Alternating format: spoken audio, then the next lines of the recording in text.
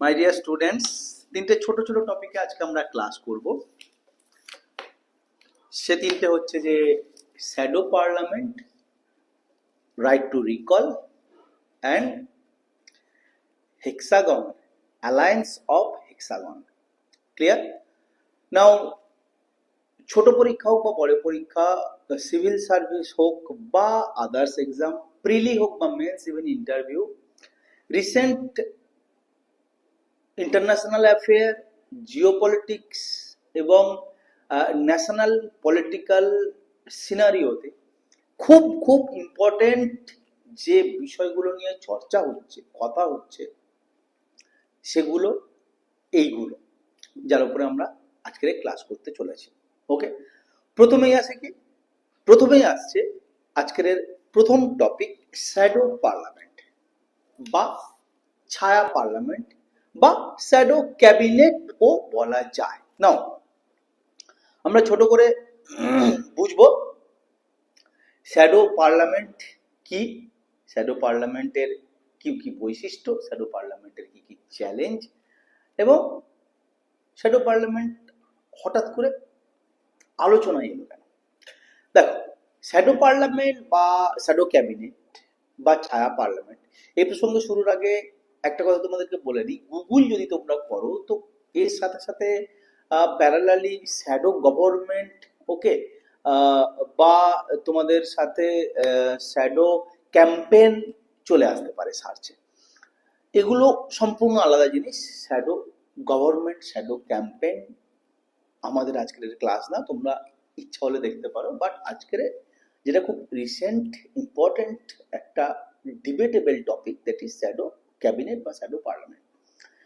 সম্প্রতি উড়িষ্যা গভর্নমেন্ট, অর্থাৎ Orissa state government, তাদের যে অপোজিশন লিডার বা অপোজিশন পার্টি, তারা শ্যাডো পার্লামেন্ট চালু করেছে এবং যার ফলে শ্যাডো পার্লামেন্ট আলোচনায় চলে এসছে। এরকম নয় যে উড়িষ্যাই প্রথম বা একমাত্র, আমাদের দেশে এই এক্সাম্পল আছে, আমরা ডিটেল পরে বলবো না। হোয়াট ইজ শ্যাডো পার্লামেন্ট আমরা একটু বুঝি। Now what is shadow cabinet? Shadow cabinet হচ্ছে একটা, বলা যায়, স্পেশাল পার্লামেন্টের মডেল বা এক ধরনের পার্লামেন্টারীয় ব্যবস্থা, যা শুরু হয়েছে বা যে কনসেপ্টটা প্রধানত ব্রিটিশ পার্লামেন্ট থেকে এসছে বা ব্রিটিশ গভর্নেন্স থেকে এসছে, এবং কোথাও কোথাও সেটা চালু আছে, লাইক নিউজিল্যান্ড, কানাডা, এগুলো চালু রেখেছে। ওকে, বেসিক্যালি জিনিসটা হচ্ছে যে দেখো, এটা একটা অল্টারনেট গভর্নমেন্ট ক্রিয়েট করে। আমরা সকলে জানি যে আমাদের একটা রুলিং টিম থাকে বা রুলিং পার্টি থাকে, যে পার্টি গভর্নমেন্ট ফর্ম করে, এবং সেই পার্টির অপোজিটে থাকে অপোজিশন পার্টি বা বিরোধী দল। ক্লিয়ার?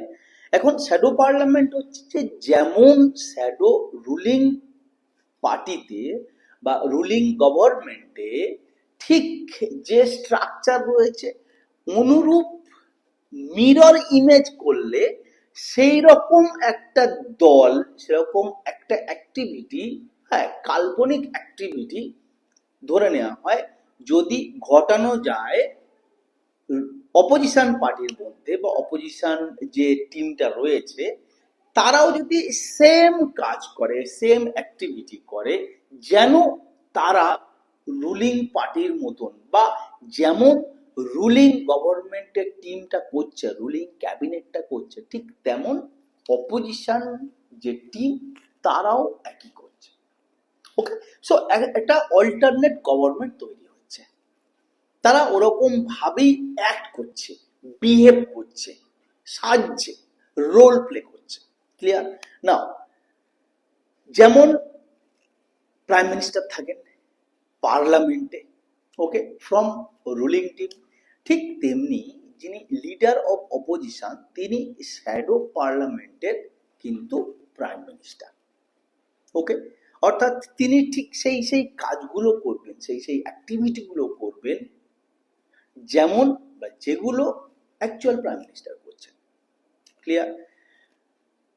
অ্যাকচুয়াল যে ক্যাবিনেট, বা রিয়েল ক্যাবিনেট, তাতে বিভিন্ন পোস্ট বা পোর্টফোলিও থাকে, আমরা সকলেই জানি।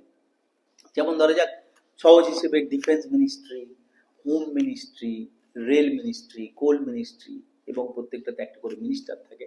ঠিক তেমনি শ্যাডো পার্লামেন্টেও একটা করে এরকম শ্যাডো মিনিস্টার থাকে, বা শ্যাডো মিনিস্টার নির্বাচন করা হয় বিরোধী দল বা বিরোধী দলের মেম্বারদের মধ্যে থেকে।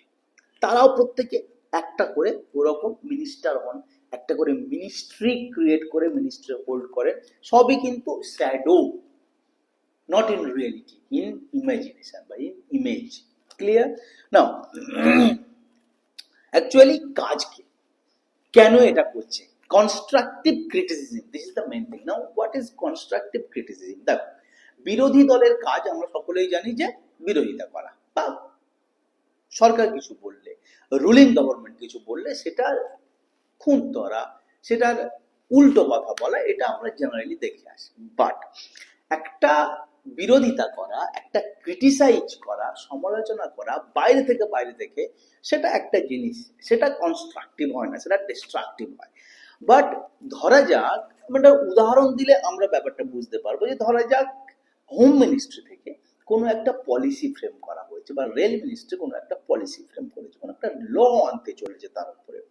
এখন যে শ্যাডো পার্লামেন্টের হোম মিনিস্টার বা শ্যাডো পার্লামেন্টের রেল মিনিস্টার, সে অনেক ভিতর থেকে অ্যাকচুয়ালি অনেক ইনডেপথ অ্যানালাইসিস করবে, যে যদি তিনি রেল মিনিস্টার হতেন এবং এইরকম ধরনের নীতি আনতে চাইতেন, তাহলে অ্যাকচুয়ালি কি কি সমস্যা হতে পারত, কি কি যে পলিসিটা আসতে চলেছে তাতে ডেভেলপমেন্ট করা যায়, কোন কোন জায়গায় লুপ হোল বা ফ্লস রয়েছে, কোন কোন জায়গায় সেগুলোকে রিকভার করতে হবে।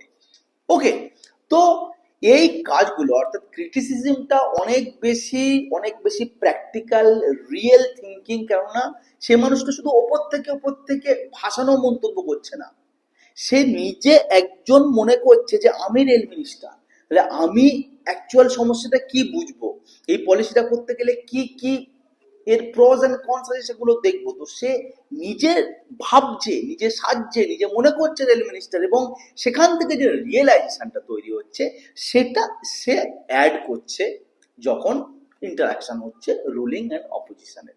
So this is constructive criticism, the main purpose, main intent of shadow parliament. Clear? Now, আমরা ছোট করে স্ট্যাটাস, ভারতবর্ষের স্ট্যাটাস সম্বন্ধে একটু আলোচনা করব। সেটা হচ্ছে যে অ্যাকচুয়ালি ভারতবর্ষে কিন্তু এরকম কোনো শ্যাডো পার্লামেন্টের পরিপ্রেক্ষিতে, মানে সেন্ট্রাল গভর্নমেন্টের পরিপ্রেক্ষিতে ক্রিয়েট হয়নি।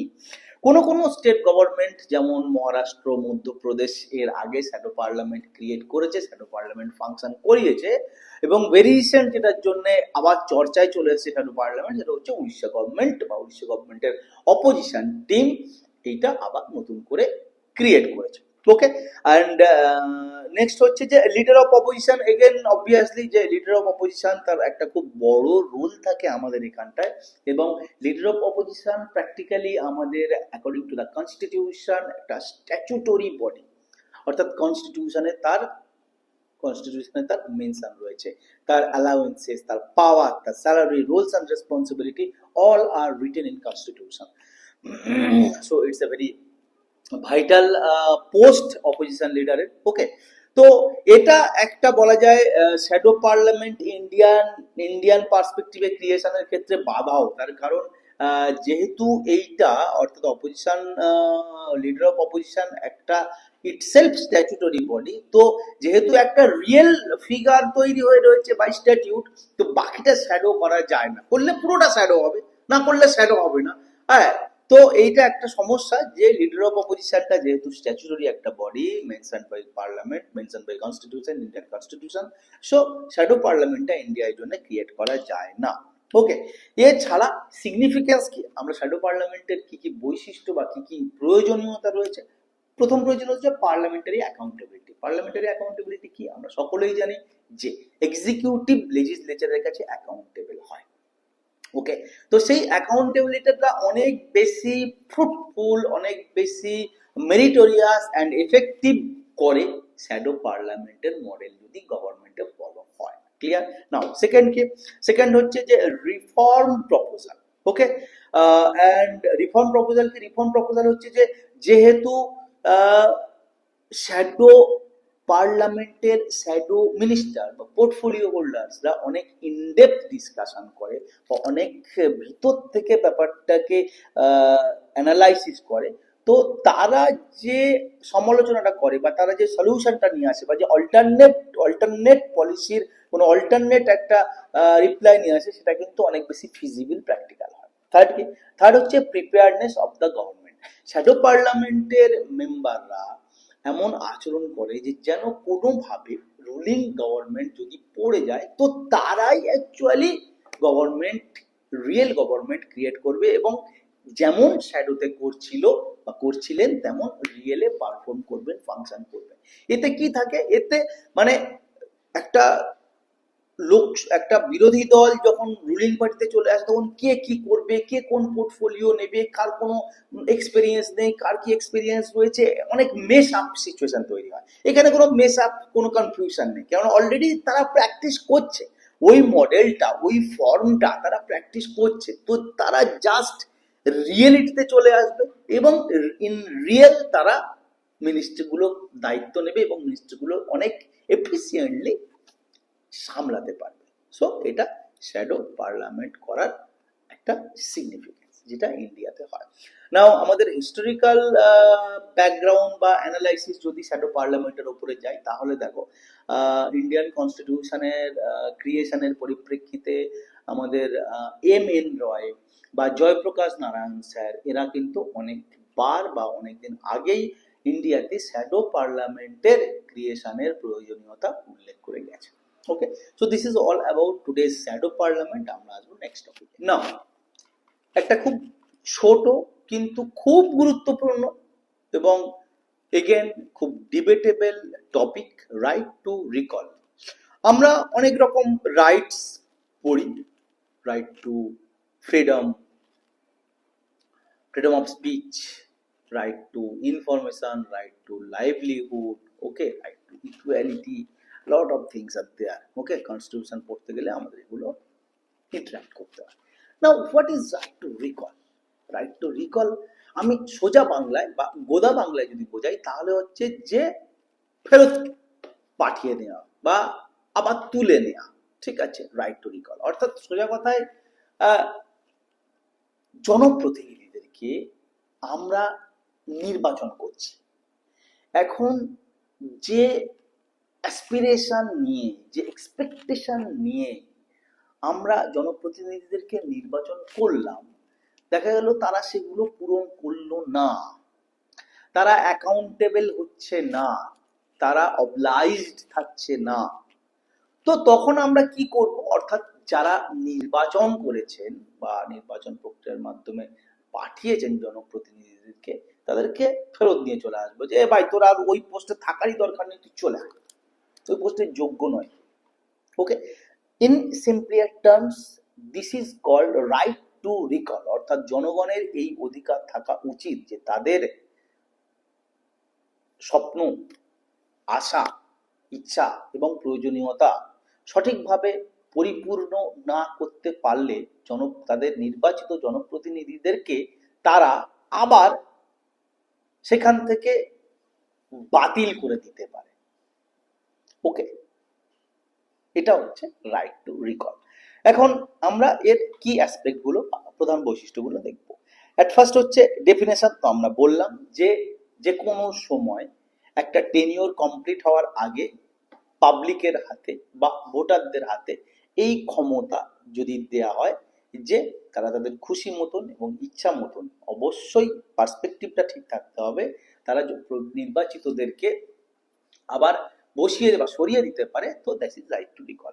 নাও স্কোপ হচ্ছে যে দেখো জেনারেলি রাইট টু রিকল ইন্ডিয়ার পরিপ্রেক্ষিতে কিন্তু একদম যে চালু নেই তা না, অনেক জায়গাতেই বিশেষ করে লোয়ার লেভেলের যে রিপ্রেজেন্টেটিভরা থাকে, গ্রাম পঞ্চায়েত, পঞ্চায়েত সমিতি, মেয়র, মিউনিসিপ্যালিটি চেয়ারম্যান, এদের ক্ষেত্রে কিন্তু রাইট টু রিকল এক্সিস্টিং রয়েছে কিছু কিছু স্টেটে, লাইক মধ্যপ্রদেশ, বিহার এটসেট্রাতে। ওকে, এরকম নয় যে একদম নেই, বাট ইন্ডিয়ার এমপি এমএলএ এই পোস্টগুলোর পরিপ্রেক্ষিতে বা এই ইলেকশন পোস্টগুলোর পরিপ্রেক্ষিতে কিন্তু রাইট টু রিকল চালু নেই।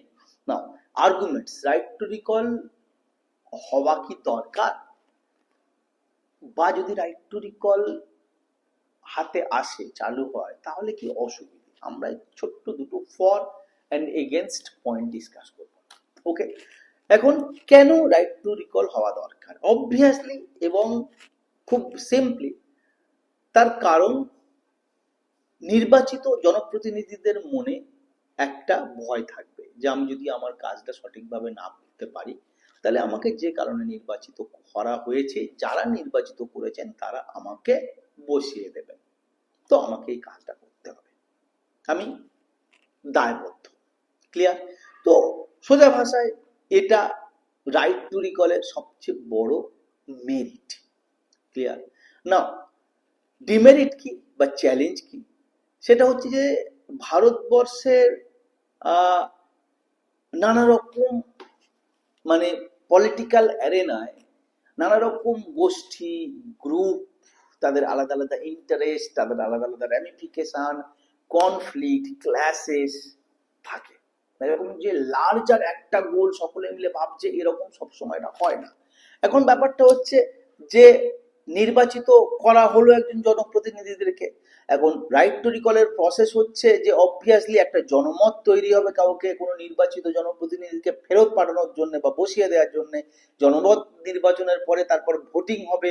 ওকে, তো প্রসেসটা যে খুব একটা সহজ ছোট এরকম না, বরং উল্টোটা লম্বা, বড় এবং খরচ সাপেক্ষ। এখন নির্বাচন হয়ে গেছে, নির্বাচিত কোনো জনপ্রতিনিধিকে তার কাজ ভালো হচ্ছে না বলে তাকে আবার এই প্রসেসটাকে পুনরায় চালু করে তাকে ফেরত পাঠানো, এটা সময় সাপেক্ষ, ব্যয় সাপেক্ষ। দু নম্বর কি?